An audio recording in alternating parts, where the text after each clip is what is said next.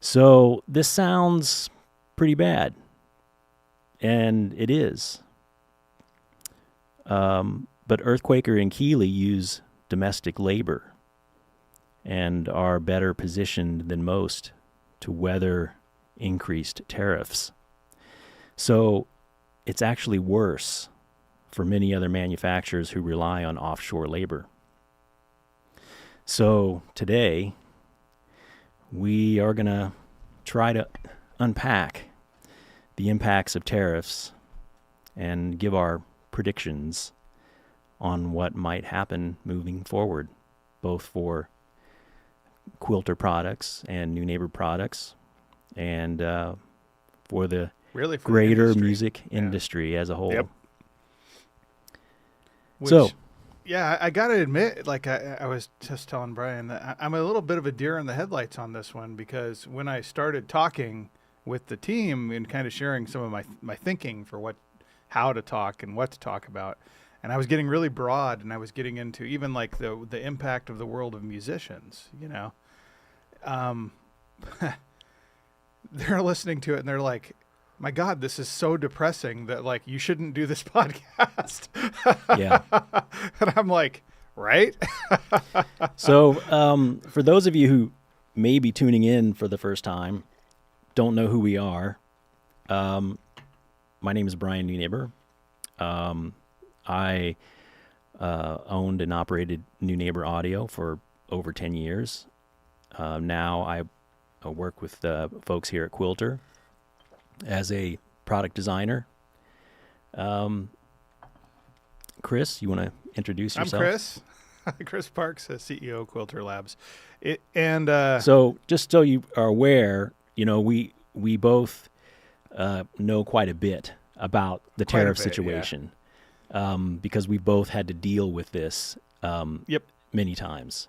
Well, and even deeper than I remember calling you a few years. Geez, I want to say 20. Remember that 2021, 22. I'm like, because we think about the obvious thing that's happening now. This is how news tends to work. We get our heads wrapped around what's going on in the world today. And see what the headline says, or you pop open your Apple News app and you see all the headlines, and that's kind of where your head is for now. But we forget that the chip shortage. Pandemic. Right. Go back. Right. I mean, the pandemic really kind of threw everybody for a loop. Yep. And especially our industry, because everybody's at home, and they decide, I'm going to learn to play guitar, and they start buying a bunch of gear. Plus, a lot of people got stimulus checks, so they had a little extra pocket money.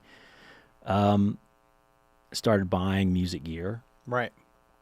At the same time, a lot of manufacturers, we couldn't get all the components that we needed because people were shut down. Well, first, I think what happened, if I recall correctly, a lot of manufacturers canceled their orders because there was initially a downturn. Oh, right. Because everybody at first thought, oh man, this is, demand is going to just plummet. Yep. Yeah. And instead, it kind of it went the opposite direction. Right. And initially it did plummet, but then what happened is everyone that had massively under forecast at that point came back along, and they said, oh, well, no, not only do we need that, but let's pad that by 10%, which if one manufacturer does that, big deal. Okay, good for you. You have extra parts. If all manufacturers, if all the car manufacturers, if all the computer manufacturers, if everybody does it simultaneously, that overloads, the ability of the chip manufacturers to keep up. And as I rightly pointed out at the time, if it comes between running GM's, computer processor for their whatever their GM Chevy trucks, or if it comes down to them running FV1s for our tiny cottage industry. Yeah. Which one do you think's going to get done first? Yeah. So I went on a bit of a panicked buying spree, and I remember calling Brian actually and just going, "Hey, heads up, nobody has them anymore." Because we put them in our Aviator Cubs. Yeah, we had them. I know he was smart. He was one of Um, those JIC manufacturers, we just in case. yeah, because we use a lot of those, and we used a lot of those, and so we had stock and we had orders in place for Yeah. like a long time, and so we had stock, but a lot of people didn't. So And the manufacturer wouldn't even talk to me. I mean, that's how bad he yeah, was getting just assaulted by people. So, but we had issues with other parts, oh yeah, and we did the best we could. We substituted where we could, redesigned where we could. yeah.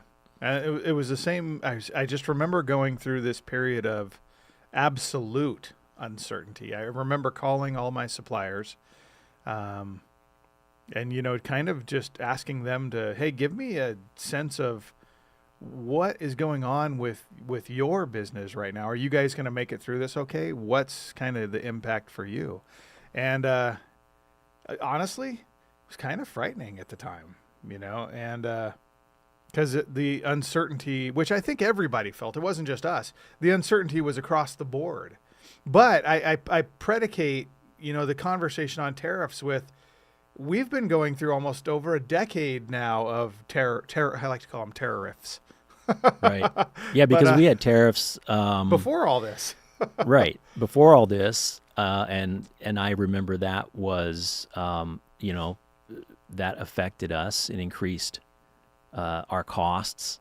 Yep. We were able to absorb some of that, most of that at the time. I don't think everyone else was able to, but yeah, and then the pandemic, and that really kind of upended the supply chain for a while. And then And once then- everybody increased their orders, Right. the shipping problems. Yeah, and then when the pandemic finally started to end, that changed things as much or more than the pandemic did, at least for us, Right. because inflation started to kick in. Yep. Customers weren't buying as much. Yep. A lot of manufacturers had excess inventory because they had stocked up. So they were dumping it. Yeah, they stocked up so much during the pandemic because demand was so high. Right. Now demand drops. They're stuck with all this excess inventory.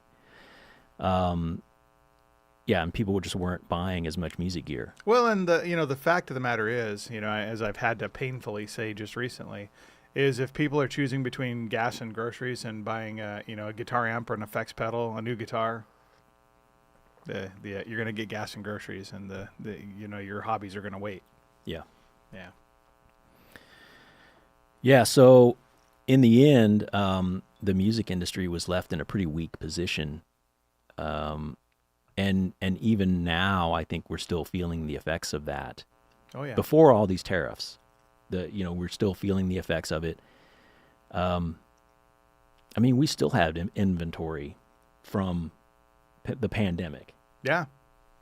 So It was, yeah, and we still have to this day Yeah. inventory. In terms of amplifiers, we yeah. bought. I mean, even some of the New Neighbor products is still inventory that was remaining from the pandemic. From the pandemic, yeah. And it's we kind of made a conscious decision to just overload ourselves on inventory, same sort of thing. So we had our OEM manufacturer build us thousands of amplifiers, which actually, as I kind of point out to people, have been carrying us for quite some time now. It was I thought of it as huge tariffs and highly expensive at the time. But now I'm so thankful we bought all those because we keep right along selling them. I don't have to raise the prices on them. And, actually they've now become kind of the most competitive. The Aviator Cub has kind of become one of the most competitive products out there because I don't have to raise the price. I bought them in 2020 or 2022 maybe. So right around there. And we got a massive amount. It might have been even 3,000. And at the time, we're just like, where the heck do we put all this stuff? And now, we're quite appreciative that we have it. It's kind of been it's like a 1, 2, 3 punch, and I think getting into the kind of the whole tariffs. Sorry, I keep calling it tariffs, but it's what it feels like. It's we were pointing out that Julie Robbins, paid 11,000. Man, just Keeley. I'm sorry, Keeley. Yes, um, it's. I just got the bill, and it's 3 times my annual salary. Yeah, I mean, yeah. I'm just thinking when I read that, I'm like, oh, that's nothing. That's nothing. Hold my beer. It's we just in an effort. So the now, madness of what's going on right now. It's every day it's something new. Right. And someone's in trouble today, and now that we have a new tariff, and so. Well, let's start off with explaining what are tariffs. Otherwise, I'll get mad. Yeah. I mean, I think we've all heard more than we would like about tariffs, and so many of you already know this. But for those of you who don't, what are tariffs? Tariffs. It's tax. Kind of pure and simple. It is a tax. Yeah. And it's not a tax. I just was speaking to one of my coworkers, and she told me that, I had someone telling me, oh, yeah, they're taxing China. Not true. No. I'm paying the bill. Yeah. I know that for sure that's not the case. It's a tax on imported goods. It's a tax on imported And goods. it's paid by the importer. Yes. Which is us. Us. Yeah. I mean, you know this because you've been paying those tariff bills. Yep. I know this because when I was running New Neighbor, I would pay the tariff bills. Yes. And it's like I said, an inordinately large amount. And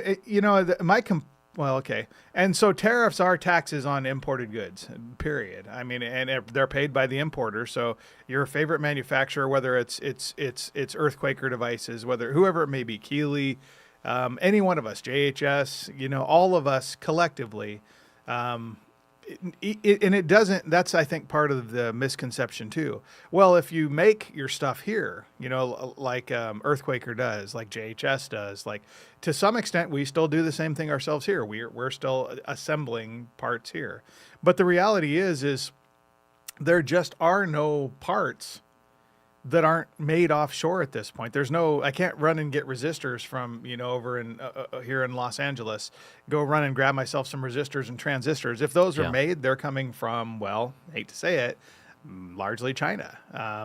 I mean, maybe in some other cases, Malaysia, Indonesia, there are other places where they're made. I'll tell you where they're not made. They're not made here. And so for our little cottage industry that survives on making electronic, equipment, we don't have a choice in this matter. So it's heavily impacting, especially the mom and pop shops, and we're a mom and pop shop. We're not, even though we try to present this beautiful image of a big corporate blah, blah, blah. No, we're a mom and pop shop. There's like 5 or 6 of us here. We're a tiny little company, So what are the tariffs now? Like, they change so much. It's hard to keep up. What is today? So, but I think you recently paid a tariff bill. Over 55%. Over 55%. But mind you, it's not 55 as advertised. It's often over. So there are some things that are lower. But recently, that we went into it was 134%. And you want to talk about trying to diversify your supply chain immediately? Yeah, because nobody's paying that. They're just not going to order stuff at that point. Yeah, and I mean, I can definitely. I have to say, it was an immediate impact on our supplier, who, quite frankly, I think was trying to figure out how to close their doors down at that point, because it's not just us, because we're going, but then there was a 90-day pause, right? Right. And with that 90-day pause where we said, okay, we'll just set it at 34% for 90 days. So we actually paid extra to move all of our products in to get them done, completed, shipped, and here on our dock prior to the 90-day window, which would end August 12th. Well, they had an agreement. Extra to ship them. Yeah. Yeah, so we could get them here before. Well, no, to have them built, too, because they had to order parts that wouldn't have been. They had to expedite it. Yeah, they had to expedite things. Yeah. So all together, we wound up paying extra to get the stuff here in the first place. And then it arrives only to find that, they made an agreement. So now it's at the agreement amount. Forget Yeah. the August 12th thing. It doesn't matter, you know? And man, we scrambled. You want to talk about frustration? We scrambled hard, you know, to try to get the product in under the wire. Yeah, and that uncertainty seems like it's almost the worst part of it. Yep. Because you can't plan for anything. Yep. And even if you try to plan for it and then something changes. I mean, I planned for 2 years our tilt back legs, right? That you can go on the website and see them. They're $79.99. I had planned for years to get a more cost-effective than what we had, because we were, you know, manufacturing it piecemeal. So we had to take the legs, send them out to have them powder coated. In some cases, for like, you know, the Travis toy and whatnot, laser engraved locally. We went through kind of a lot of effort to be able to sell, and we didn't sell many of them, to be honest with you. Occasionally people would buy them or whatnot. Then the plan is to come up with a more cost-effective alternative so that we could ultimately be able to deliver a better value for the customer. So again, as I point out to people, it's a case of, we didn't start the race to zero, but we're in it. And we don't have a choice. We're competing with every other manufacturer out there. So my plan was to get these things in at $39.99. And the tariff between the day it shipped and the day it arrived flipped to like 80%, I think, or 90% it was at the time. And it wound up doubling the price of the product because Wow. So we literally dream all the time. How do I make this more cost effective for the customer? How do I give a better value to the customer? Right. And even trying, you can't even plan anything. I remember when this all went crazy, and I looked at my wife and said, let's go on vacation.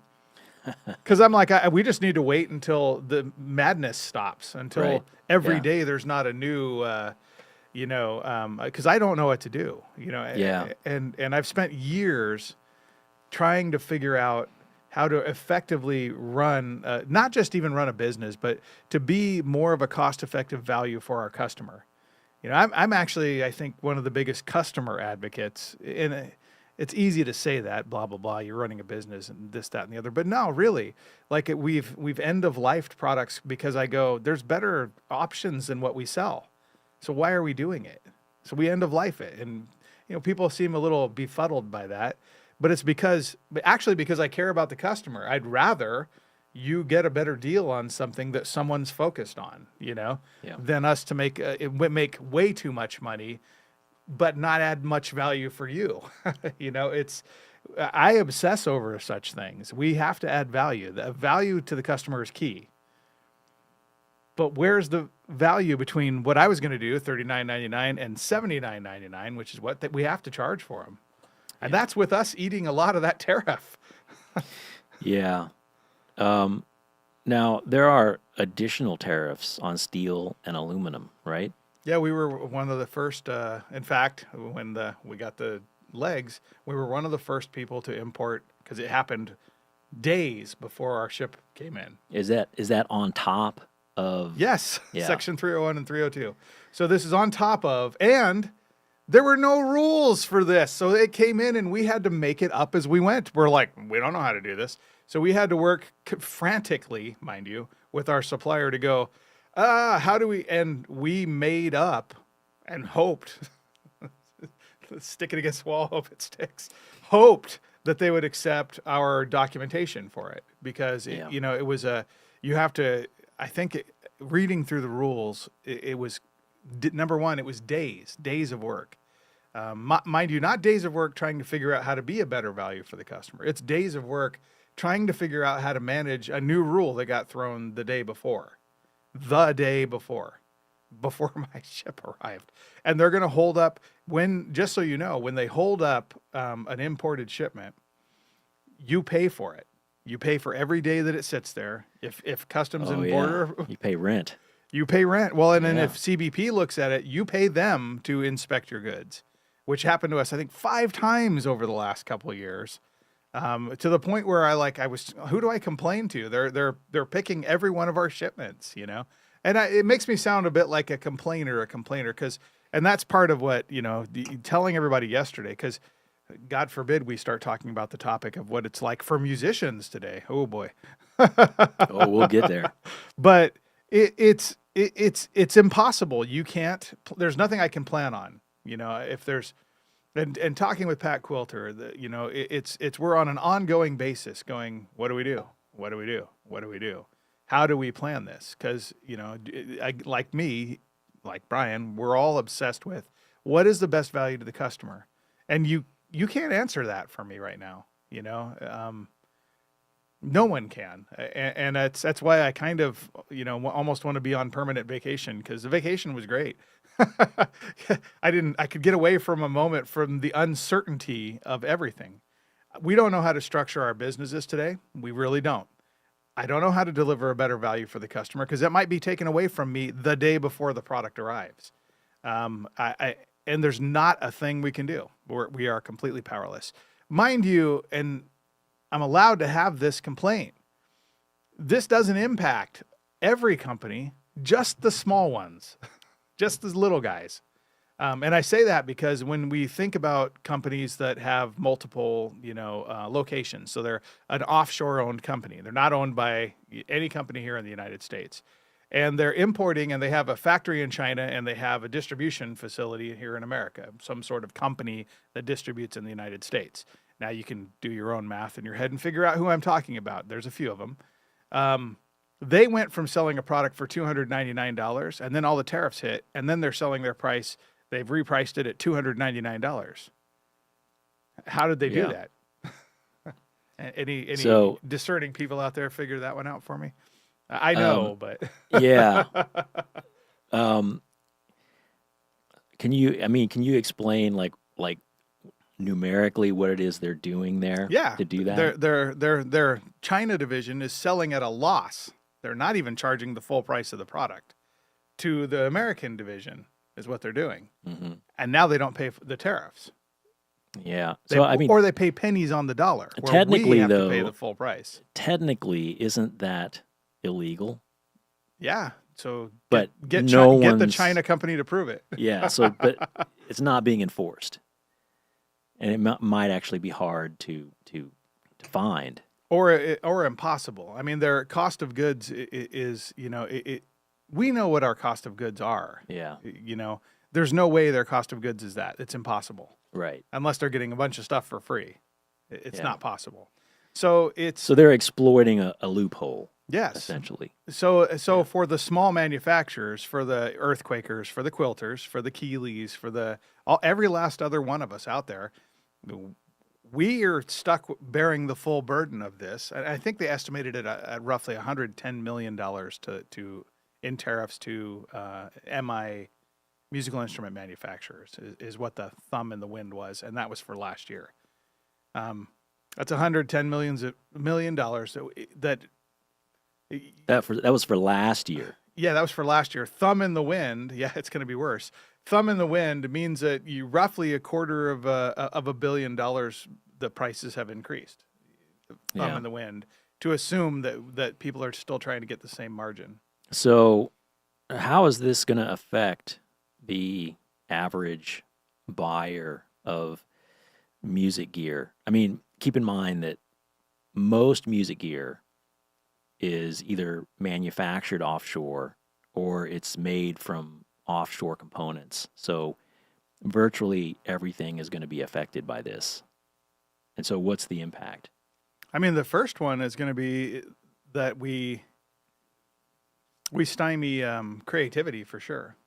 Because now the question is no longer how do I build the greatest possible product for the customer. Now the question is going to be how do I make it as cheap as possible? Yeah. How do I buy as few parts as possible from offshore? Instead of saying, hey, here's the full panoply of everything that I might be able to use to build a great product, we intentionally stay away from using things that, and or it's going to be a great big scramble. So, okay, it doesn't have made in China on it anymore. It has made in Indonesia, made in, Korea, made in wherever. So it's cheaper manufacturing, Yeah. potentially cheaper components, or designing stuff out Yep. of the product so Making it it, uses fewer components.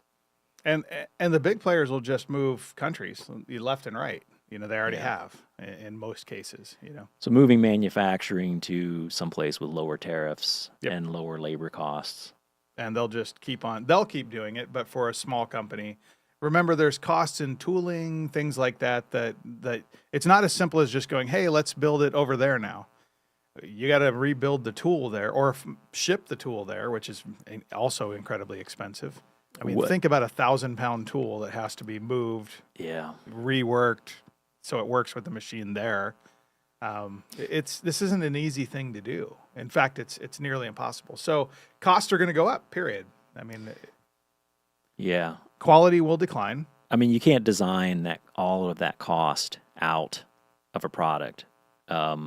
I mean, I know that as a product designer. Yeah. You can design out a little bit of cost, but generally the products that we design are pretty well cost optimized to begin with. Right. So if at this point, if you're trying to take additional cost out, you're probably either sacrificing features Yep. or sacrificing the quality of the product Yep. in some way. Yep. So I think you're going to see some of that. And it's still going to cost more. Even just moving manufacturing to a different factory can potentially expose you to reliability issues. Yep. Just because it's a new factory, they may not be doing things in the same way. They may not be as familiar with, they don't have the experience with the product that the previous factory did. So it just exposes you to certain risks that could compromise the quality of the product. But even with all of that, I don't think that's going to completely offset the cost of tariffs. So No. So it's prices still are going to gonna- be more expensive. so it's going to be more expensive. Yeah. I mean, it'll be more expensive in essence for lower quality, less features. Now, some people are probably going to wonder, well, like, why doesn't the manufacturer just eat that cost? That's actually, for what it's worth, that's one of the things I can tell you we're planning on doing, because we are moving manufacturing right now. That's one of the things we're doing to try to have a sustainable business model. Of course, this is like on a consistent hope that, which I always say, hope is not a strategy. It's a consistent hope that the madness will end. The daily change in everything will no longer be a daily thrum of tariffs. It hurts. Do you want to explain like why it's so absurd to assume that a manufacturer is just going to eat that cost? Well, okay. Let's say you sell something for $100, right? And you buy it for $50 because, when you consider that you have to pay the rent on the place where you're at, the electric bill, which isn't getting any cheaper, the water to water the lawn, the garbage to take the trash out, all the things that any business has to run, If now there's a tariff of 55%. So I can easily do the math here. It's $26. Now my stuff is $76. Well, if what I needed to make was at $50 above that, because I sell enough of them that those $50 all add up to what it takes to pay for all my employees, the lights, everything else, then at that point in time, I'm good. How am I going to get that to just be $50 again? Well, the answer is not going to, I can't go, hey guys, I don't really want to pay the tariff. So I have to raise the price. There's no option. There's no alternative. I can't survive on half the income any more than anyone else can. So you can try to play this game any way you want, but the reality is your profit margin just took a dive and there's nothing you can do about it. Unless you have stuff that's like we do, just in case. We have some products that we ordered 3,000 of. Well, Yeah. they were before actually they were tariffed, but it was before the days of the tariffs. So, Well, even before these tariffs, you can assume that in a competitive market, that no one is really making like an exorbitant amount of profit. Like everyone's making as much as they need Yeah. to stay in business. Because, if you are charging too much for your product, someone else is just going to make something to compete with that for less. Yeah. So now that your costs have gone up, there's just not enough room in there Right. for you to just eat that cost. Yeah. So There's you price according to what you need to. Nobody's getting rich. I promise you, nobody's getting rich in this business. Yeah. Yeah. That much I can tell you. yeah, I can vouch for that. Yeah. How do you make $1 million selling guitar equipment? You start with 5 million. It's pretty much how it works.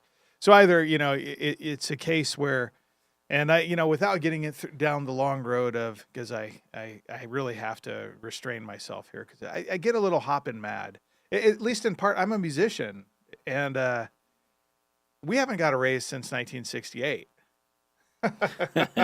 It's when we take a look, and as I said to people more broadly, as we take a look at kind of the reality facing for those musicians who are actually trying to have a living, the venues aren't paying you more to play. I promise you, you're going to make less than if you sold an album back, just 20 years ago. There's a certain beauty, I think, in what we've been able to do in the realm of digital transport of things. I don't have to go to the video store anymore. If I want to watch a movie, I can just watch it. I can rent it oftentimes on Prime or whatever. Same thing musically. Most everything is that I want to hear is out there on Spotify, and I go and listen to it. But this is what is known as the music royalty black box. It's an opaque thing. You can't see what's inside of it. You can't see how things are calculated. No one's going to let you in to look at it. And there are people getting fabulously wealthy off the backs of musicians. And the one thing, at least I can tell you, it isn't the music manufacturers, or at least not certainly not the small mom and pops. We're definitely not. But like I said, that's where I can easily get myself in trouble to start talking about how basically the entire industry's been bought, and at least in part, it's part of it is going through this process and seeing the absurdity of the unfairness. Both from the standpoint of the musician and the standpoint of the manufacturer. I had Ron in last week, which I interviewed him a couple weeks back, but he was talking about how they were trying to give him a contract that would be, some good money for him, but what he had to give back for that contract was absurd.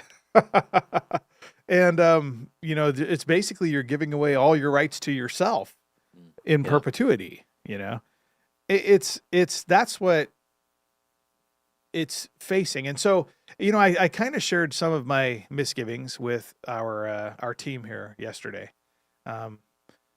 And they actually said to me, you maybe don't do this podcast.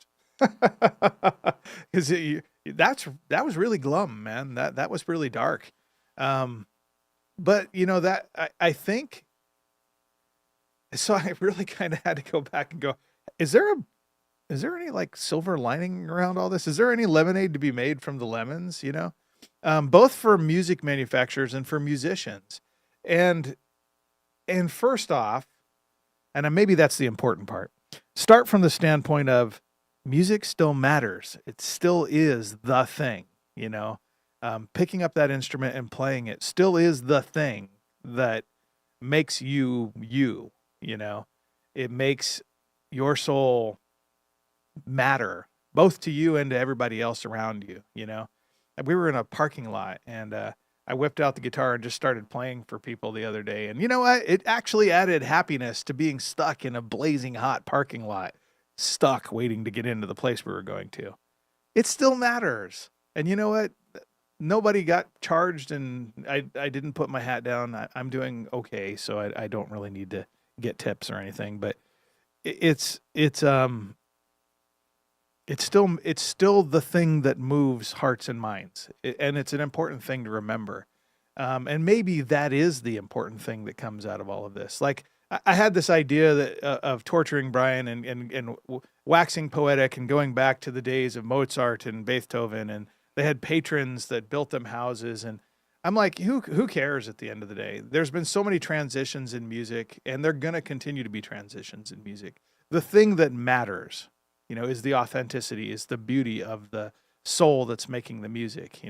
I've lost some friends lately that that was a great part of what made them so beautiful to me. They were broke.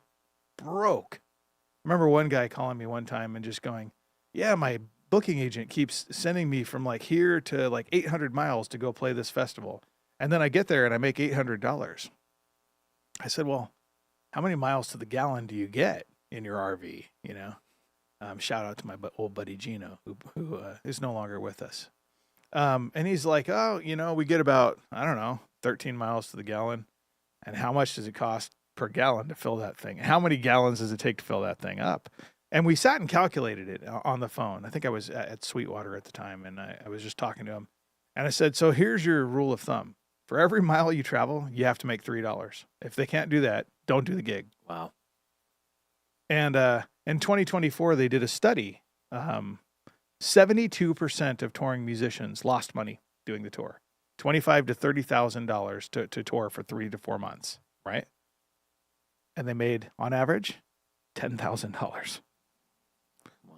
And that's why everyone's like, Chris, this is depressing. I'm like, yeah, but that's not what music is. And it's a part of the reality is you have to, it has to come from the soul. It has to come, and you have to be communicating, with other people's souls. I mean, if you're going to try to do this for a living, first off, mad respect from me. If you're going to be a manufacturer. So again, Julie, yeah, talk to the Senate committee, please. Yeah. For all of you out there that are going through exactly what we're going through. Yeah. I mean, this is our dream too, right? We have big dreams of like going out and trying to making a living and being able to retire just like everybody else. But if you're trying to do that with music, mad respect for you. You haven't got a raise since 1968 and it's not coming. Who cares? Stand up in the face of it and say, man, I'm going to do it anyway. I mean, so I don't want people to leave discouraged. I do want you to be cognizant of the realities, for people. There is a relative unfairness for musicians. I'll start there.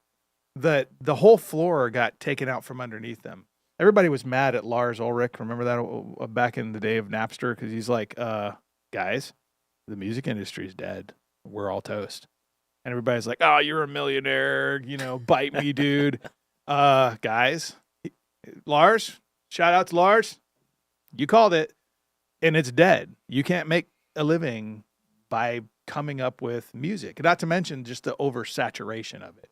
Because anybody with, even I'm making an album, for goodness sake, it's ridiculous. Anybody can do it. And yeah, I mean, on the flip side, anybody can do it. On the flip side, the democratization of music means that you can actually get it out there. So the reality is, and that's where I wanted to kind of say, what is the positive thing, both for manufacturers, for us, right? How do we survive this? And so I want to end on, we're not like we're trying to get out of here right now, but I want to work towards the positive. That's my goal today. Okay. Well, yeah, this is going to be hard. That's quite the task. Well, I thought about it. That's where I'm glad I shared it with everybody, because they said, dude, this is so depressing. You should not do this. Right. And I said, well, it's the reality. Well, it's the truth is the truth, whether we like it or not. Better to be honest with it and deal with it and move forward, right? And I think we have a valuable perspective on this. Yeah. That could, illuminate some of our customers. Yeah. About how this affects us and might affect them. Well, and it's something to think about too, as you go forward and consider these things. It's useful perspective when you're dealing with music manufacturers, for sure. Because without getting down that road. So, some people might be asking, like, why don't you just, with the understanding that like your parts are going to be made in Asia and other Right. places, but why don't you just make stuff in the U.S., like do your manufacturing here in the U.S.? And I mean, I'll let you talk about this a little bit, but this is something we did at New Neighbor, and this is something that you've done previously. Yep. And so we know what it costs Yep. to make things in the U.S. versus offshore. And people were really critical of us when we did this. But we were an offshoot of QSC, Quilter Labs, right?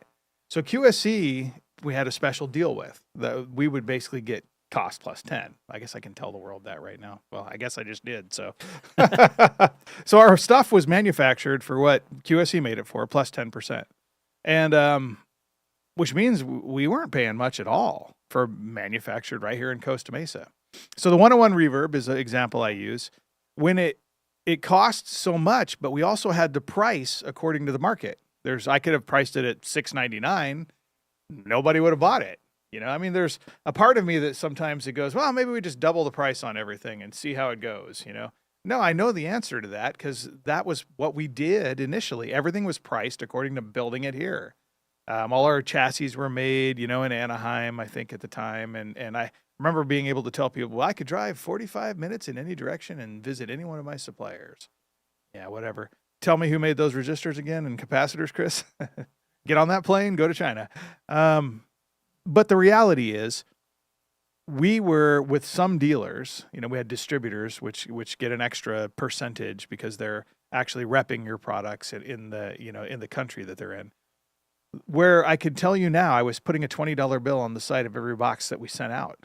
Canada, I'm looking at you. If you have a 101 reverb and you're in Canada, we paid $20 for you to have that. It's somebody made money, but it wasn't us. And we had, I think, started with the Microblock 45, experimented going offshore.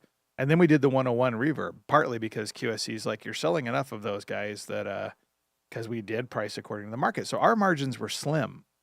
We took it offshore and had them manufacture it for us because QSC was getting a little bit annoyed. And that's what everyone's like, oh, people are losing jobs. Not a person lost their job when we made that transition that we know of, period. So it was just simply a transition to a more profitable manufacturer at that point.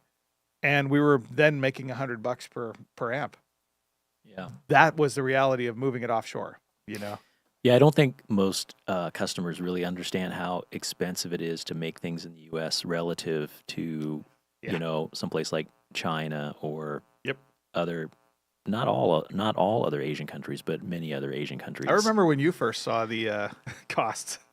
Well, when we quoted it out overseas.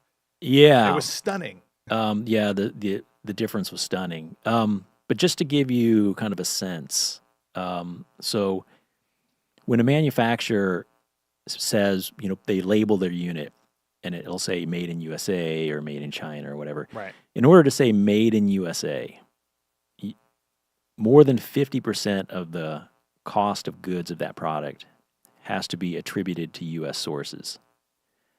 Now, if you're buying all of your components from outside of the USA, that means that at least 50% of the cost of your labor cost or of the cost of the product has to be U.S. labor, right? And so when we would make things at New Neighbor, I would, break all this down into a spreadsheet.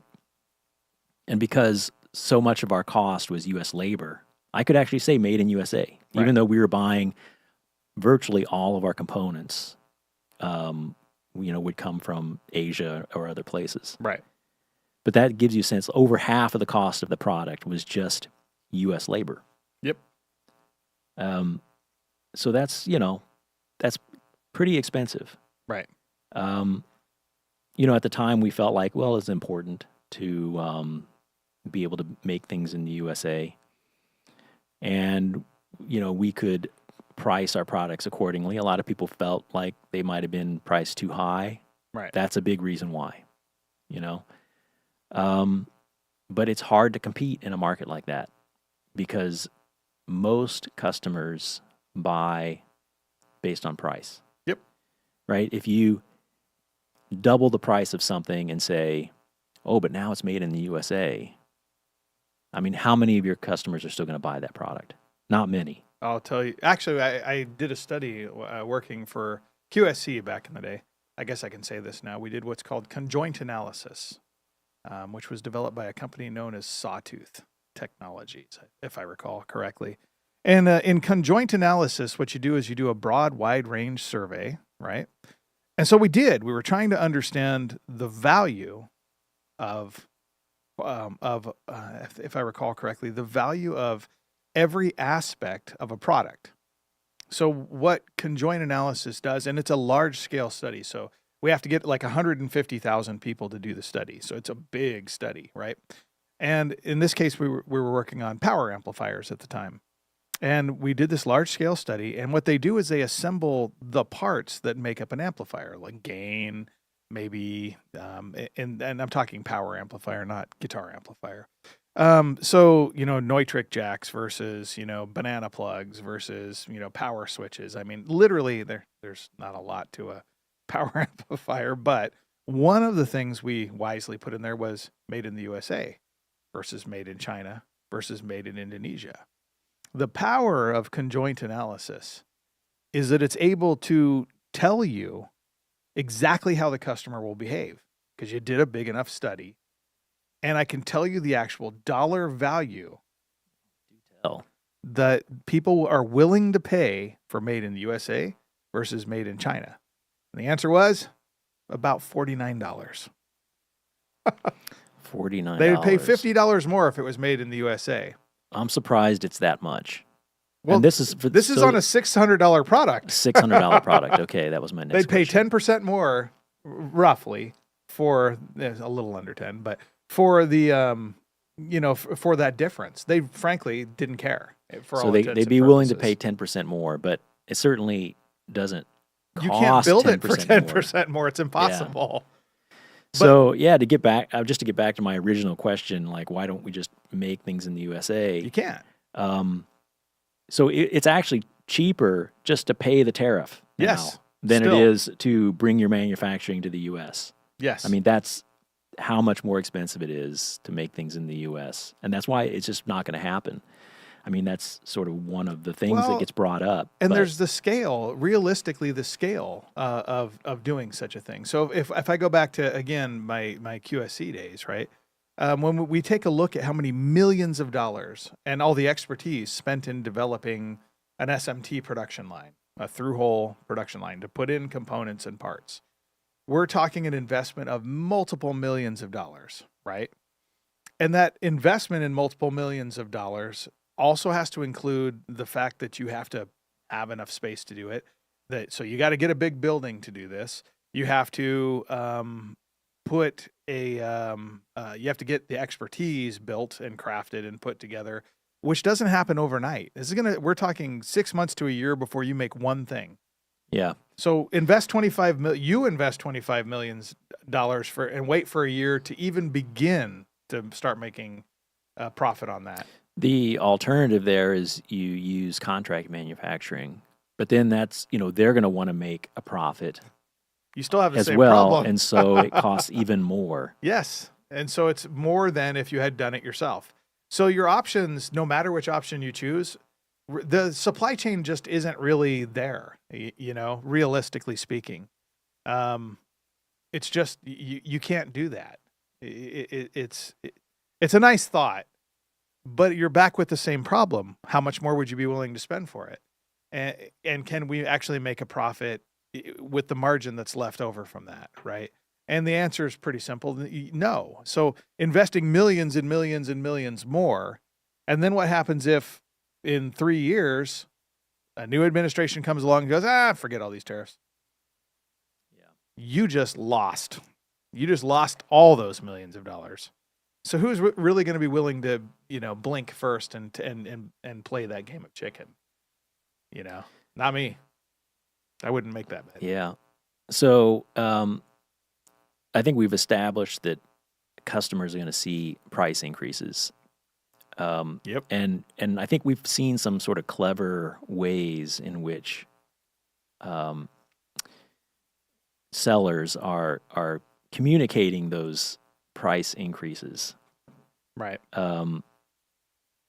Like we've seen where it's added as like a separate cost, like a separate line item. There's all sorts Like of games. obviously, sometimes it's just going to be built into the cost, but other times it's kind of broken out as a separate line item. Right. I've seen recently in looking for components, I've seen different prices for where it's manufactured. Oh, interesting. So a part they might have a fab in Asia somewhere, and then they might have one in Europe, and Right. then they'll show like different pricing depending on where it's coming from Oh, interesting. for the same part. Right. And so there's it's just some strange stuff going on right now with that. Have you seen any other other way? Price wise, I mean, and I've even tried to kind of think up some stuff, but I haven't seen a lot. I mean, for the most part, without naming, our competitors' names, they just raise the price and don't care. I'm going to manfully resist going down the road of telling exactly why that's the case, because I actually know the reason why. They just raised their price and know you're going to pay it. And in short, because they have all the channels locked down. So the large brands, will just raise their price knowing that you basically won't have a lot of options anyway. And henceforth why, the product I was telling you that we have, Aviator Cub, is doing really well right now because we didn't have to raise the price because we've still got a whole bunch of them, I think that the major players, the ones that already have the vast majority of the market anyway, are just going to raise their prices. They don't care, and that's kind of it. And you can kind of do your own math why they don't care. I'll leave that up to you so I don't get myself in trouble. So we haven't seen price increases across the board yet. And that's because some people have just-in-case inventory like we do. Mm-hmm. Yep. And then it's a game of chicken at that point. It's a game of chicken, yeah. Yeah. So people are just waiting until the competitor raises the price. Yep. Yeah. And trying to figure out if they can hold on, which is not healthy, again, for the whole industry. Not to mention, but we didn't even stop to think about that. The dealers in the equation. Holy cow. Oh, here's a conversation for you. I was saving that. Oh, okay. I was saving that for part 3. Okay. And we're almost there. And we're almost there. But no, the other thing is well, what about pricing? Like, you can't lower pricing. This is one of the and this might make a good segue into that segment. But you can raise prices. It's okay. People understand. I mean, it's as much as I come off sounding a bit like a complainer here, and I am. Fair enough. I'm willing to admit that. I'm complaining because we're dealing with unfair practices across the board. People scamming the system that we have to compete with across the board. We're dealing with more stuff than I can shake a stick. And I feel like it's okay to say, that kind of sucks. I think you should give me the benefit of the doubt too and say, hey, you know what? I get you. That does kind of suck. I'm glad I'm not in your shoes having to deal with all that. Right. But at the same time, one of the biggest single problems that we have is, how do we swallow that going forward? Like, I just felt it, but it dawns on me. We felt it. What's going to happen next? Who's next in line? And that's the dealer, right? So pricing strategies for large companies, well, they're very straightforward about it. If you're going to raise any prices, you have to tell us 30 days in advance. If you're planning in fact, now we want to know exactly what inventory you have on hand. We want to know how much of it you have on hand, and if any of it's attributed to anybody else. Well, there are some things we just don't have to tell because it's collusion at that point. But it becomes a case of that's this month. What happens next month? Well, okay, what if the tariffs drop, right? Or I move it to another place. Can I drop the price? My dealer's already bought it, and we already have a minimum advertised price, structure in place. So if my dealer's already bought the product and it's already this price, and I want to drop the price to $59.99, what do you think my dealer's going to say who bought it at $49.99 and now I want to price it at $59.99? What do you think they're going to say about that? Yeah, they're not going to like that. You think? So they have the same problem we do. So I can't go playing with the structure of the industry. And I'm not the only one that can say this. So this is where we get a lot of that, like, oh, well, here's a tariff surcharge now. I mean, but do you really want to get to a point in this world where everything, where we're dividing up all the value? Maybe it's a good idea. Like there's a part of me that says, I want people to actually understand what they're paying for, you know? It's helpful because it's a little too easy to be blind in this day and age. So I think, for the people who try to break out that tariff cost, they're kind of hoping that the tariff will go away or will come down at some point. Right. And then they can just remove that tariff surcharge without changing their base pricing. But good luck. What do you think about that? Like, do you think the tariff is going to go away? No, I don't think so. We just saw it go through 3 administrations now, and it hasn't gone away. It's only gotten worse. So, no, I don't think so. And, I make a big effort to never really be political in these sorts of things, and I won't today either. But it seems that it is agnostic to administrations. That once a tax is implemented, it pretty rarely, to echo the words of an old president, I think, it pretty rarely ever comes off,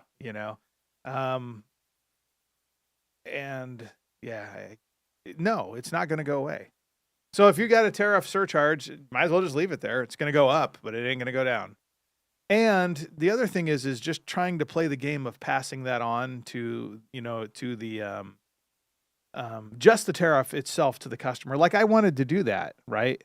But how do I do it in a way that makes sense, right? So I had this crazy idea. Well, what if we priced all our stuff at exactly the difference of the tariff? So all of our prices were suddenly weird. Instead of $3.99, it's now $473.27. And we say, well, here's why we've priced it that way. Man, nobody's going to care. When you're a customer, when you're looking for a product, you're just looking for the product. And comparing it to other between pricing at various sources. And you're asking yourself, hey, how do I get it at the best value for myself, right? The best cost. You don't care that we did a weird thing with our pricing, and you're not going to look into why we did it. You're not going to care at the end of the day. Yeah. I'm a consumer. I buy stuff too, and I don't care that I know that I'm dealing with this and everybody else is dealing with it. I get it, but no one cares, so you can try to play all the games you want. At the end of the day, you got to have to price according to what you believe the future to be, no matter what, and wherever you price it, you're going to be stuck there. I mean, do you think your dealers are going to want to let go of the tariff surcharge if you're not charging it anymore? I don't think so. Yeah, I actually think that across the industry, we might see an increase in offshoring because of this, right? I mean, people say, the tariffs are intended to bring manufacturing back to the U.S., but it's still cheaper to offshore it and pay the tariff. Yep. And now that you're paying the tariff on the imported components, you've got to take cost out somewhere. And so if it's cheaper to manufacture it offshore and pay the tariff, I think you're going to see more manufacturers start to do that. Yep. Which is the opposite of what the intended effect is. Or the stated intended effect. The stated intended effect, yeah. But, and the only ones it really is going to impact is going to be the small guys. That's the other thing. Yeah. Little companies like ours, little companies like, most of the cottage pedal industry, a lot of the amplifier companies out there, the independents, Bad Cat, I'm looking at you around the corner. And it's been a struggle for years for a great many of these manufacturers. So no, this isn't going to help. I mean, it's still, I promise you, a lot less expensive, even at 100% tariffs. Is about the point where I have to go, I probably could make it cheaper here. Do you think this might stifle innovation, at least in the short term? because now the focus is going to be on just cost savings and improving efficiency? I think, boy. Well, I don't think anybody knows what to do. I don't think, as I talk to other friends who run other companies in the industry, they're as lost as I am. Yeah. I have friends that work for actually large corporations that are trying to figure out what to do. They don't know either. I mean, I think that could go a couple of ways. Some people are going to be just overly concerned with how to bring that cost out, Right. or at least some of it. On the other hand, you might have people who decide, well, let's just go up market, and it's going to be more expensive. Let's just make a more expensive product Right. with more features, and we'll target it at a customer who has more money. Right. But that sort of leaves out your, your middle and lower end of the market, Yeah. which is most consumers. Yeah. I mean, that's a tough one to, again, like I agree that will likely be the case. You're just simply, for the consumer, for the guitarist, for the musician, you're going to have the same price for the expensive stuff for the mid-level stuff now. For the stuff you really want, it's going to be absurd. For those who break it out into categories. Yeah, in our case, I mean, Pat has been working for a while on am I allowed to tell this stuff? Yeah, I guess I can. We've been showing the Elevate off for months now, and and we're launching it on Labor Day.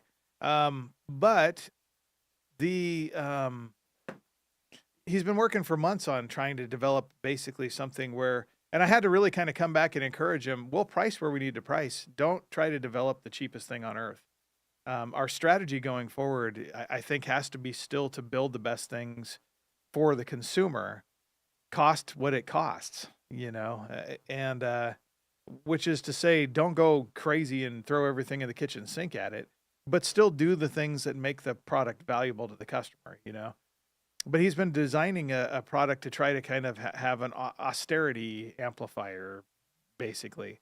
And I just, again, I'd love to tell you that I can't tell what the future holds. Like, on a daily basis, we don't know what to do, Because what I think is a great idea one day, it's a terrible idea the next day.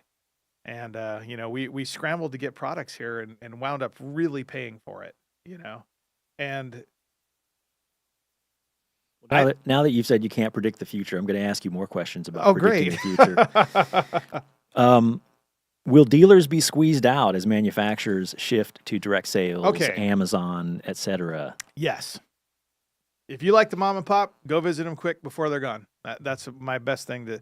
Okay, look, the reality of our industry is we all had to swallow a whale of tariffs. And when I say a whale, like I said, 3 times my salary, my annual salary, is what they're taking out of our account. And God help us, they'll show up with guns if it's not there on that day. Yes, so 3 times my annual salary, and I'm the CEO. You think, oh, well, that tells you I don't make much. But that's what we have to absorb just to keep running, keep the doors open, keep the lights on, keep running the business. And even that probably still isn't gonna solve the problem. We're gonna have to reprice things no matter what. We are going to have to, and of course, do you think that means we're going to sell more now that we're more expensive? Probably not. Again, I can't predict that future, but I'm talking about us. Let's move that up one level to the mom and pop dealer. Actually, let's move it up to the Sweetwaters and Guitar Centers and Tomans and the big giant corporations out there. They all now have to choke down, well, the 50% tariff increase, plus leaving room for the margin for all of us manufacturers out there. They now, if they're going to hold any inventory at all, have to choke down an even larger amount than we do. So, well, how is that the case? I mean, yeah, because it's a larger capital outlay. We raise our prices, so they're cost low. But their margins haven't changed. Maybe. Well, I'll tell you what, their sales volume certainly has. Their sales volume certainly has, yeah. So, do you think there might be discussions somewhere out there among dealers about sharing some of this burden, Sure. right? As we say here in the industry, everybody takes a haircut. Yep. No, I think frankly that most small dealers are just going to shut their doors. I don't think they can manage this level. Look, what we just got hit with, I don't think the average mom and pop dealer could deal with that. And this is going to be across the board. Like, we're just amplifiers and effects pedals. They are, they're everything. Guitars, everything's getting hit. So if all of your expenses, again, back to what I was saying for manufacturers, it now all applies, the same thing applies to dealers, but it's more dollars because manufacturers increase their prices because of the tariffs.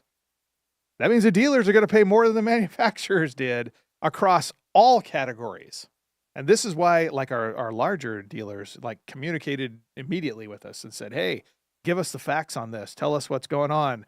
What are your price increases going to be? You got to tell us 30 days in advance, because they can't just swallow that size of an increase. They can't. Even the massive corporations out there can't do that. It's just too big. It's a number that's too big. I mean, imagine all your costs are double. Well, that's what they're facing. The mom and pop shops, maybe there's really good ones there that have a very strong establishment in their local communities that really kind of have gone the distance, and they've differentiated themselves by, and that's an encouragement for me. Differentiate yourself, be unique. I was talking with, Todd Zilla from Nashville. He used to run Corner Music back in the day in Nashville. And him and a partner have started a business where they're really kind of taking a different approach. And a shout out to Todd Zilla. I wish I could remember the name of his company that he was running. But him and his partner have come up with a new novel approach to how to really kind of get the community there in Nashville to be a part of the store and kind of really get behind the local musician. That's magic. He might survive. I really thought it was one of the most forward-thinking mom and pop type dealers I ever saw. For the most part, I don't think many of them are going to be able to manage this. It's too big. Do you think that consumers and mom and pop shops will pivot more toward used gear? I think everyone's going to pivot more towards used gear. Because obviously there's no tariff on used gear. Yeah, So, yeah. Used gear, well, and used gear is going to wind up being better than the new stuff. well, and quite frankly, I mean, the music gear market is sort of a glut of equipment. Yep. So I don't know. But you have to decide for yourself if that's what, if that's what you want. You can always buy used stuff. Like, I buy used stuff too. I get it. But there's always, and I've gotten gear that didn't work when I got it, and it doesn't come with a manufacturer's warranty, and so now I'm sitting there in my shop trying to figure out how to fix it myself. It's it gets back to, is it better for the consumer ultimately? What's the best thing for the consumer? And for those people who play music and who have a passion for it, and really they're just trying to enjoy themselves, to create art. It breaks my heart a little, but I think that's part of the effect, that we'll really kind of be trying to patch up everything and hold on to everything as long as we can, realistically, which means new and inspiring things are going to have that much harder of a time. And as we're about to release a new and inspiring thing, that's a little painful to say, but it's how to add more value. That's the thing that manufacturers have to ultimately realize. Add more value, and quite honestly, you're going to have to price accordingly for it. Yeah. So before we start to wrap this up, if any of the viewers out there have questions, now would be the time to type those into the chat, and we'll answer those before we wrap up. So there's one. You said you wanted to you had a positive note that you wanted to. Well, okay. So what to do? Manufacturers, I'll talk to you first. I'll just be honest about what we're thinking. Number one, just in case. It's what Brian so smartly did in the days of the FV1 shortage, the chip shortage. Figure out what you have to. The world's not getting any calmer these days. You need to have enough inventory on hand to weather things like this. That's been a lot of what's carried us kind of as far as we have is just having the inventory on hand. Secondly, my best advice to you, the world doesn't need more cheap instruments. They don't need more cheap garbage. Thoughtfully build better stuff. Price it like you have to price it, you know? And that the temptation is to say, oh, I got to be as cheap as possible. You will never beat the used market. It's a good point that you bring up. You're never going to beat the used market. And really, is that the customer you really want anyway? Right? As a manufacturer, there have been times when people have called me up, and after talking to them for a while, I've recommended the competitors' products. And it's not because I'm a jerk. I don't want them as a customer, because I know that they're basically, they're more interested in kind of getting some crazy deal than in actually playing music in the first place. And quite honestly, I'd rather have them bother my competitor than bother us, because they're going to be complicated and difficult. And hey, man, I'm happy. I have a great many customers out there that'll tell you, I will call you up on my weekend, to help you with the problem. I'll help people to no end. I'll spend 2 hours on the phone helping you figure out a problem, even if it's not our gear that's causing it. Because I'm a musician. I actually do care about that. That is what I'm passionate about. We have to decide, I think, as manufacturers, for the mom and pops, how are you going to differentiate yourself? And the answer is not always to make cheaper stuff. I don't think it ever was the right answer. It's to make better things, I remember having a conversation with a couple of the buyers for large scale dealers that we work with. And I remember telling them, are you just buying stuff that's going to go in the landfill tomorrow? Is that what you're selling, this holiday season to make sure that you make those monthly numbers? And I actually asked, what instrument did you start playing with? 1968 Fender Strat, and I was playing through a 65 Fender Deluxe, I got it used as a kid. My mom bought it for me, blah, blah, blah. I'm going, was that a good instrument? Yeah, it's a phenomenal instrument. What are we selling now? Garbage? Stuff that's going to be at the pawn shop? Maybe.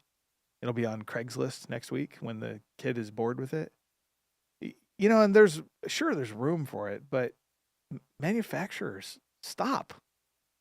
My biggest encouragement is maybe it's better for the music world. Maybe it's better for music if we really focused more on building things that are inspiring, that make you want to play, that make you want to keep on doing it. I won't pick on a very large competitor who has developed a whole music lesson thing going on in order to promote their brand. I'm like, why don't you just make better gear in the first place, and people will want to take music lessons, right?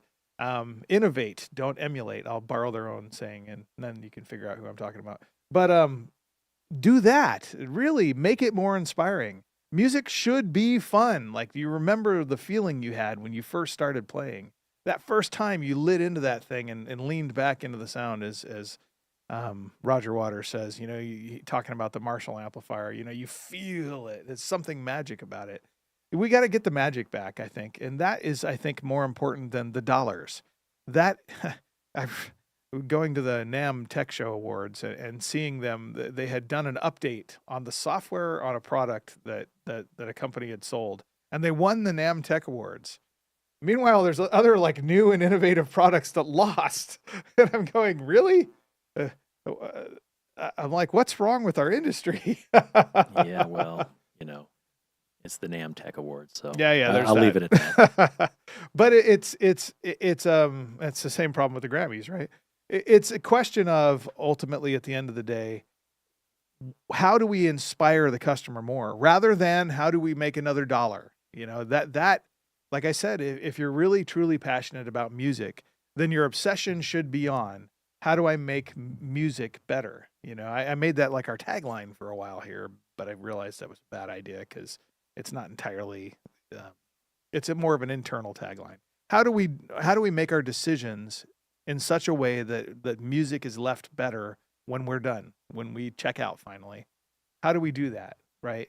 And the answer, if the answer is I just made a billion things that went into, a landfill, you didn't do the world any favors, So that's a big one. Get just in case inventory together. If you have a product that's doing well, buy enough of it to make sure you can weather storms, because storms are going to come. If there's one thing I can tell you since time immemorial, storms are going to come. And if you're prepared to weather that, you're better off. Like Brian was ready for the FV1 debacle. I was not ready for that. And so I was literally calling everyone on earth and trying to buy old, outdated parts and couldn't even get those. And being prepared is kind of everything. So think through, what are the things that are really valuable for you and for your customer.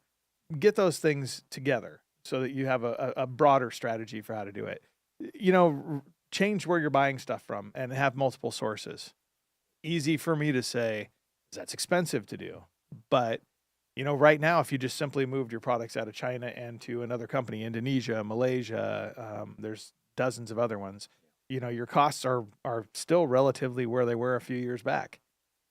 Today, who knows what next week holds? But get into plan together for how do I kind of think more broadly.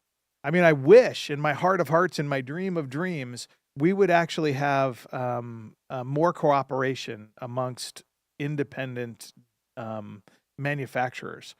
We are up against forces that are at play in our industry that we have no control over.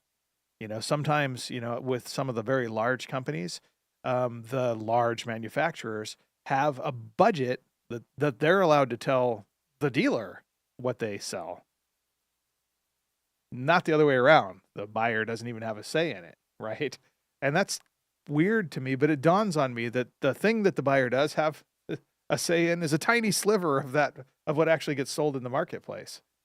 Maybe it would be wise of all of us to kind of work together. And I'm here to talk about it. Call me up. I'll talk with you about it. I mean, we had a show. We called it the Block Party a few years back. At Quilter Labs, and we literally invited our competitors to come bring their stuff. We had a big parking lot thing and made our own event in our parking lot and had like a stage and a band that came, or a whole bunch of bands. Really, really I remember that. I was there. Exactly. Yeah. And I didn't do it to make money. It was not intentional. It was to really kind of foment this kind of creative change in the way manufacturers work together. We don't have to all pay a fortune to go to somebody else's exhibit. We can all just work together. And man, I that's the big one. It's one of those painful things where in my dream of dreams, we all could kind of come up with something better. That's that, as Pat likes to say, that California spirit. We don't have to do stuff that sucks. We can come up with better ways where we can collectively become stronger together, right? Yeah. We don't get the benefit of being a massive, conglomerate brand that's $1 billion a year company.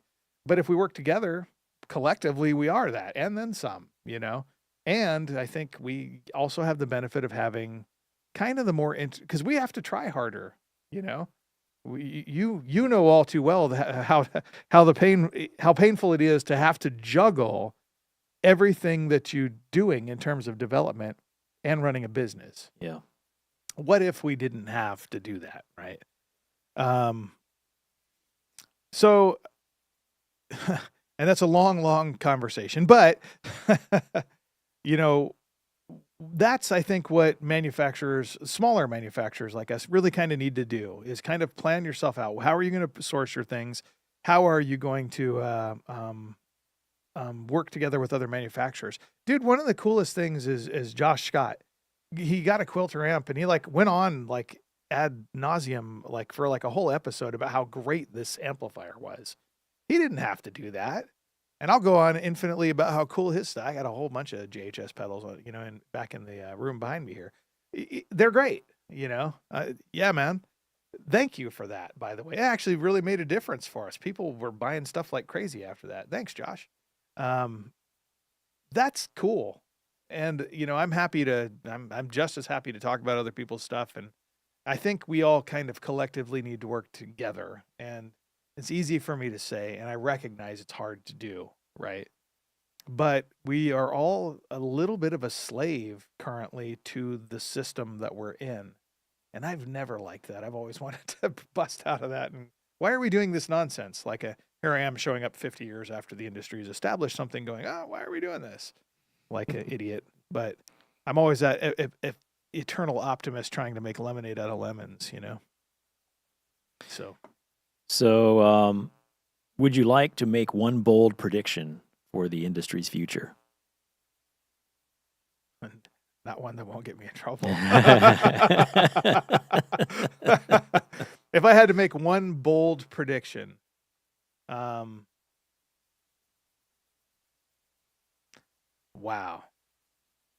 Why do you think about that? I want to try to make a positive one. That's hard. Yeah, that's tough. I'll make a prediction only because it doesn't matter what the prediction is. It'll probably be wrong and nobody's going to care. Right. I think that we'll probably see a significant shakeup in the dealer model. Yes. I think they'll probably, as we know. I like how gently you said that. Well, as we know, a lot of dealers may not survive. Yeah. And so, but I think it'll be more than that. I think a lot of dealers or a lot of manufacturers will just say, oh, screw it. I'm going to sell on Amazon. I can't afford to pay the dealer margin anymore. Yep. But potentially we might see dealers decide, hey, maybe I don't need to take as much margin as I used to, and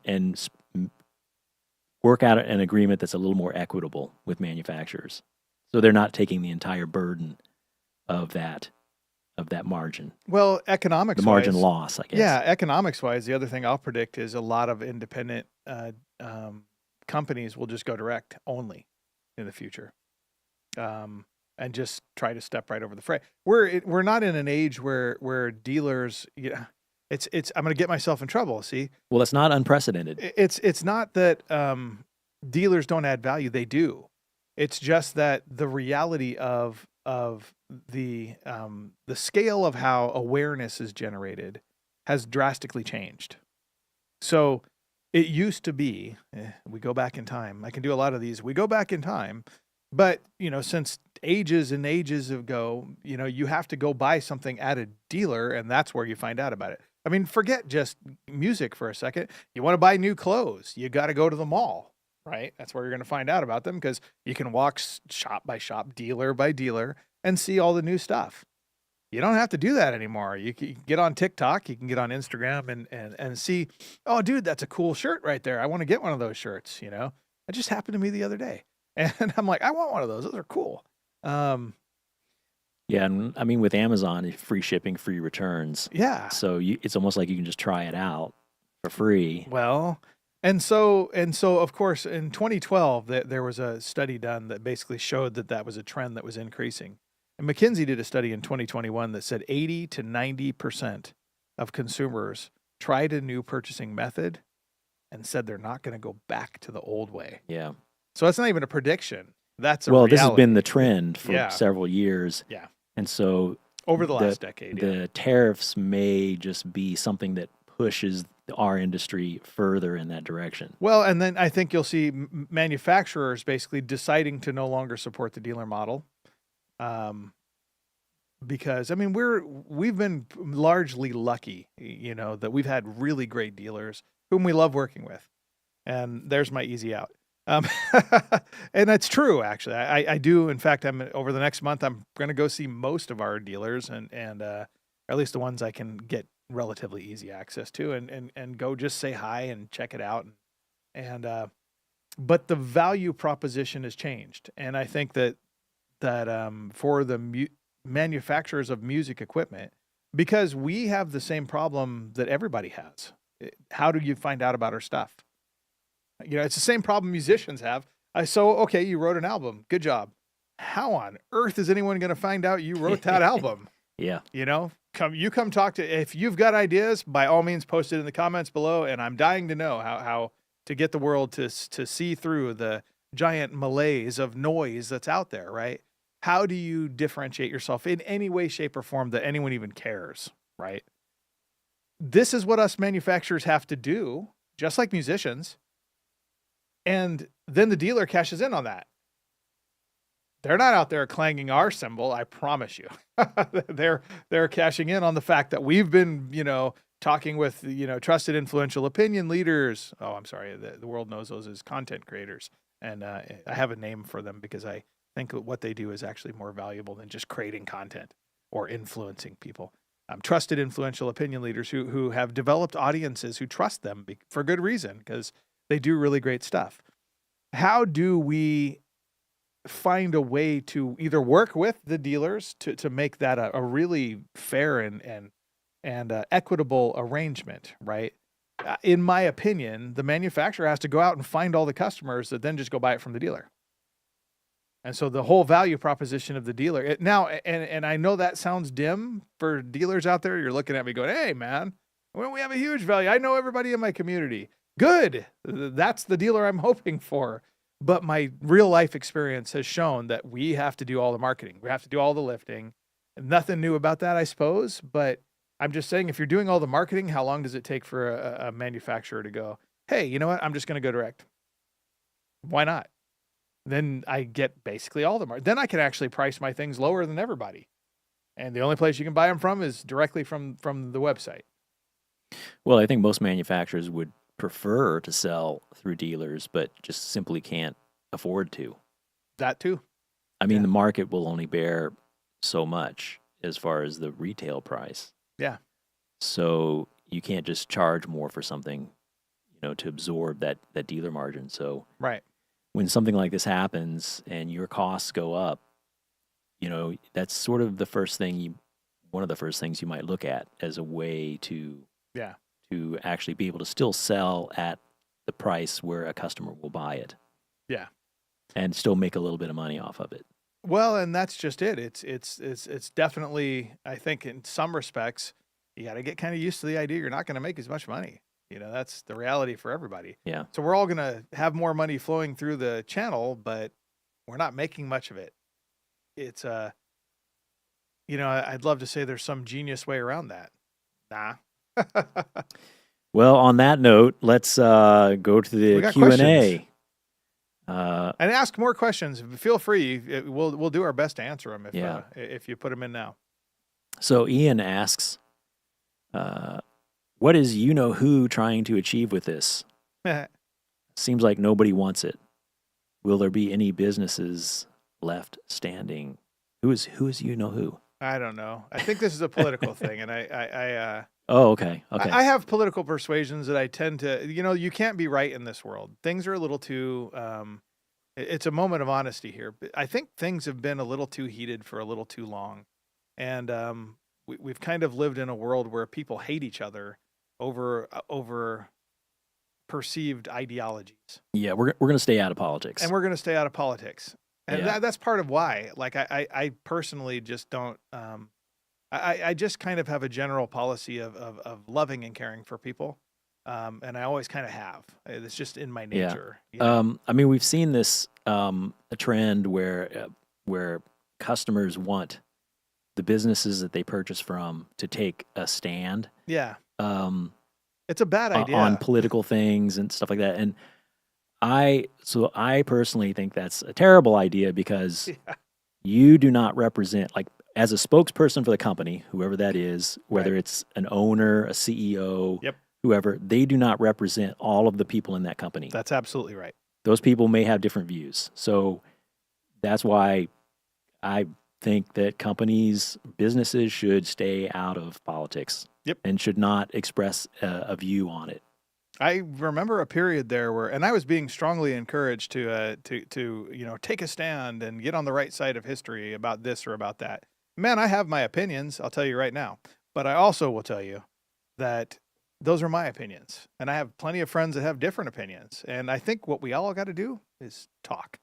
And I think that if we talk from a place of mutual respect and honesty, that we'll actually find a better outcome in the long run. I think there's been way too much vitriol on all the sides of the equation, and I don't think it's making the world better. Well said. And so I think we got to find a place of mutual respect and honesty. So as far as going political, I won't. But sounds like nobody wants it. Will there be any businesses left standing? It's a good question, actually. And Well, there'll be some, what is trying to but be achieved with this? I don't know the answer. I have my suspicions, but I don't know. I don't know any better than anybody else. yeah, that's difficult to answer without getting political. So, Yeah. I could give you my political opinion. I don't think we should you don't touch want that. Will there be any businesses left standing? Well, certainly some will not. I mean, there some will go under. Yeah, there'll definitely be some livelihoods lost for sure. So Ian also asks, is there any way you can ship Elevate as parts to be constructed by the end user? Could you ship the pedal for free, no tariff, and charge a subscription for the use up to the proposed sales price? Well, that's kind of a radical idea. That's a radical idea. Well, there wouldn't be no tariff on. Oh, I see what you're saying. So ship it for free, so there wouldn't be a tariff, and then charge a subscription. Yeah, that's pretty radical. I think that might be a little. That might be hard to convince people. I mean, of that sort of model. Yeah. There's also, what do you do when someone signs up for the subscription and then cancels it the month later? Right. Right, before you've recouped your cost. Right. So, kind of I like iPhone style. Look, I like the idea, thinking out of the box. That's great. I'm not sure that would work. Well, we wouldn't be able to avoid the tariffs for starters, because we're buying the product from. Yeah, so from we still have to offshore. pay the tariff, right? No matter what. So it's a question, really, I think, then gets down to. I mean, I guess if it were drop shipped or something and from charging a subscription to use a thing, a licensing fee, so to speak, right? It's a different way of thinking for sure. But, and here's where I like my always in, because I'm a guitarist, I go out and play, and if ever a manufacturer, like my thing stopped working because I changed my credit card and I forgot, and it's 5 minutes to downbeat. You get on your phone and you try to update it, and it's not updating. I can't be the guy that did that to somebody's gig. I can't. I don't think I could ever get behind that. I'm with you on the idea. It's clever. Yeah. As far as shipping Elevate as parts to be constructed by the end user, I think that's a disaster waiting to happen, because, a lot of people are going to have problems assembling it, and then we get all these customer support requests for things where someone just didn't, understand something in the instructions or whatever.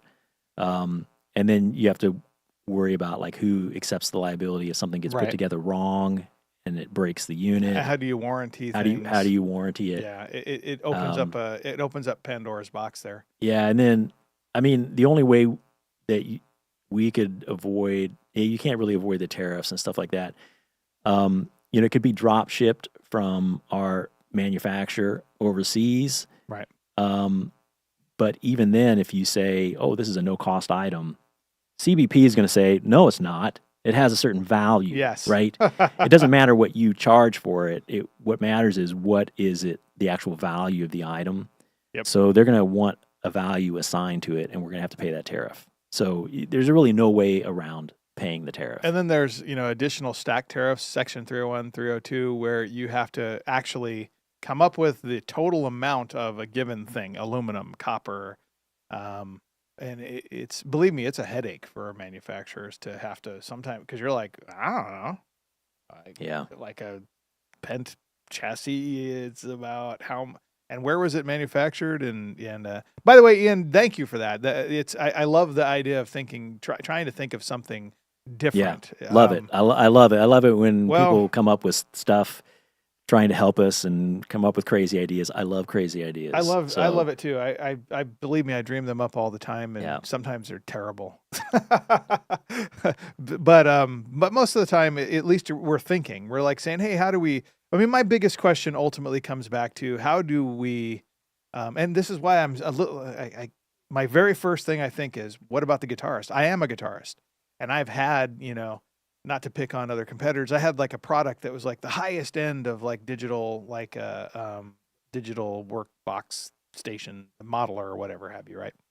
And I won't mention names, but I plugged in, I'm probably giving it away as soon as I tell the story. I plugged in the pedal and I switched patches, and then in the quiet part of the song, I have to do a swell, right? And I had rolled my volume pedal back. I switched the patch, and just as I go to roll it in, it's already on full blast because it hasn't detected because the pedal hasn't moved yet. That was so embarrassing. It was just terrible. And I'm like, I don't ever want to be that company that does something awful to somebody's gig, that makes them embarrassed. Because I've been that person that, that kind of hurt. Ouch. And so we kind of do go to great pains to really think through ultimately, hey, what could go wrong for the user, right? Because we actually do play music. We actually do, we do suffer the effects of bad decisions. And then my first thought there is, man, the moment that somebody's trying to get that thing to work, we're in deep trouble. This gets back to, will people come up with different ways of selling and pricing their products to try to offset some of these tariff costs? And the subscription model, at least in my mind, might be a way that some people try to mitigate the increased cost. It doesn't avoid you paying the tariff as a manufacturer, but potentially you can keep your costs lower. Right. Not your cost, your price, what you're selling to the customer. Right. You keep that price lower and then make it up as a subscription, right? So you sell them the hardware. Right. But it requires a subscription to use it in some way. Right. And that's where you make up the cost difference in the long term. I don't know if you'll see it in our industry that much, but maybe. I've already seen that kind of thing with other electronic devices. Right. Now, a lot of customers hate that. They hate, the fact that, I paid for this product already. Why does it require a subscription to use it? Right. I hate that. So something like that would backfire on us, I think, if we were to try to do that. Right. There's other things you could have as like not subscription, but like purchases. So we're going to do preset packs for the Elevate, where we've taken tons of hours to kind of build something cool up, and for someone that, hey, I want to have like all the 80s new wave sounds. Well, it'd be kind of cool if you could just pull them up and download the pack and have all those sounds, right? Yeah. The difference there is that those things are not required to use the product. You can still use the product anyway. Yeah. And I think that's the difference. Like if it's a subscription that is required to use the product, right? It won't work without it. I think that's the thing that customers hate. I have my alarm system is like that. Your alarm system? Well, you know what I'm talking about. Oh, yeah. You have the same one. Yeah. That drives me nuts. Yep. I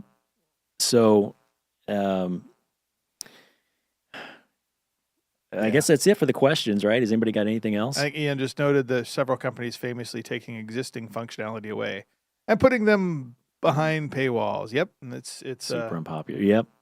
I agree. Ian, Absolutely. You're on fire today. You are. Send us your email address and we'll send you a t-shirt. Email info@quilterlabs.com. And tell us what size, and we'll send you a t-shirt, buddy. Thanks for bearing with us this whole time. Yeah, we've gone a long time, an hour and a half, and honestly, I don't want to leave on a depressing note. So I will make a prediction. The artists that succeed going forward will be among the first who begin to adopt and utilize to a greater extent artificial intelligence in their stuff from all standpoints, from the creative process all the way through to the marketing, distribution, and even content creation going forward to some extent. I think that will be my biggest prediction. The artists that are most successful will be the ones that manufacture that, or that utilize that process. Yeah. And probably manufacturers too. Yeah. Yeah. Man, we should do a live stream on artificial how intelligence. AI is going to affect music as well as the gear industry, because that's another. That's a whole thing. Yeah, we should talk about it. That's a good one. Cool. I guess if there's nothing else, we'll wrap this up. Yeah, we'll wrap it up. And thanks again for listening to me bitch about everything in the industry. Really appreciate that. No, Yeah, thank you all for tuning in. You know, my team told me, maybe you don't want to do this. And I kind of thought, yeah, maybe you're right. But you know what? It's why, like, I got into that little diatribe in the middle. Guys, music isn't dead, and it isn't dying, and it isn't going away. It will continue because it means so much to, before we started, I was sitting here playing an old song, thinking about my old friend Gino. And I was singing a song about that I'd written many, many years ago. And I got a little choked up and just kind of thinking about how I'm kind of bummed. I miss him. He would text me all the time and just see how I'm doing, right? And I don't get those texts anymore, and I kind of can't have that back. But in a weird sort of way, I kind of reunited with my buddy Gino by just playing an old song and remembering. And there's this really kind of cool part of the song where it kind of goes to a major chord, and it just reminded me of just kind of the beauty that he had added as a friend in my life, And music does that. It has this way of magically transforming us. Don't lose that, no matter what, in anything that you do. When it comes to playing music, remember what it does for your soul. Remember what it does for everybody else's soul. We don't make stuff that people buy. That's one of the big things. And I know for sure that comes from Brian's heart, who has spent years, and Pat too, the same thing. We're here because of that, because Pat basically wanted to give back to the music community. It's what it does is so important, for our souls, but for the souls of other people too. Just yesterday, we were stuck waiting at to get in the line to get into Wednesday it was, to get in line to get in at Santa Onofre because the beach was so full we couldn't drive down, right? So we're sitting there out in the baking sun, and I pulled out my guitar and just started playing songs for people. And it was really cool, actually. And it was such a reminder of what music really is, how it connects us. People I didn't even know are singing along with me, it's kind of fun. To songs that I made up, We still have this amazing gift, this amazing power to kind of connect people, to connect with people. Don't let my pessimism find a way. I still remember, I wish I had the video. I'd love to end it on that note. Eddie Van Halen, they said, what if you came out today? And Eddie's like, I still would have made it. And he said it so nonchalant. I mean, there's so many shredders out there now that have gone way past his technical prowess. And it wasn't about the fact that he could play what he plays. He said, I was more determined. That's what I want you to carry away from this. So take that good note, and thanks, guys, so much for tuning in, and I guess we'll see you next time. Yeah, we're going to talk about AI. I want to do that. All right. Next time. All right, buddy. On The Q Show. The Q Show. So far, so good. I found peace, loving on those who hate me. I found joy, raising babies with an angel on earth. I found worthless, saving dollars on a rock in space. I won't kill for gold. No, no one can tell